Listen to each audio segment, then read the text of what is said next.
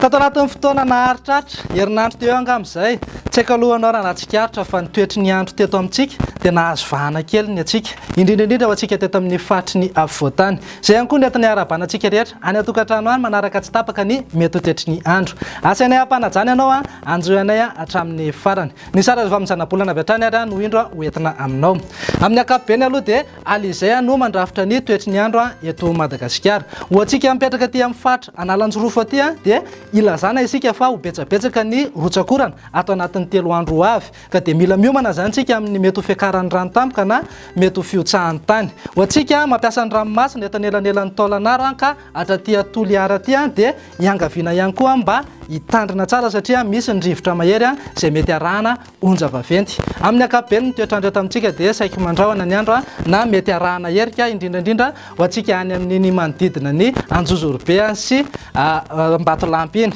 dia raha toa ianao dia jery baolina rapitso na koa dia hitsangatsangana na monja raharaham-pianakaviana na anao ireo asa mandra rehetrarehetra dia toy izao no mety hotetry ny androntsika ho amin'ny rapitso maraina azorana malefaka aloha ny aty amin'ny ilany atsinanan'ny Madagasikara aty raha somary andrahoana kosa ny eto amin'ny fatry ny afovoantany ary mety arahana herika io ateo ny manodidina niny Anjozorobe sy Ambatolampy iny mifatra sisa rehetra kosa dia vinavinaina ifandimby ny rahona sy ny masoandro raha ho an'ny tolakandro kosa indray dia itoetrany ny orana malefaka aty amin'ny ilany atsinanan'ny Madagasikara raha ka endrika tandrifondrahona kosa zany ho an'ny fatry melaka sy manodidina ny Analalava ary any amin'iny manodidina Samborano iny mipakatra aty Antsiranana aty mihitsy ary izay orana tandrifondrahona izay mifatra sisa rehetra dia andrahoana ny andro na andrahoana vitsy raha mikasika ny maripana kosa indray aloha dia manodidina ny 40 degré celsius eo ny eto amin'ny fatry ny afovoantany iray manontolo fa ny morontsiraky Madagasikara iray manontolo kosa dia saika mihoatra ny 220 ka hatramin'ny 520 degré celsius eo raha ho an'ny tolakandro kosa indray dia anevikevoka ny andro raha any amin'ny manodidina ny Morombe sy manodidina ny Morondava iny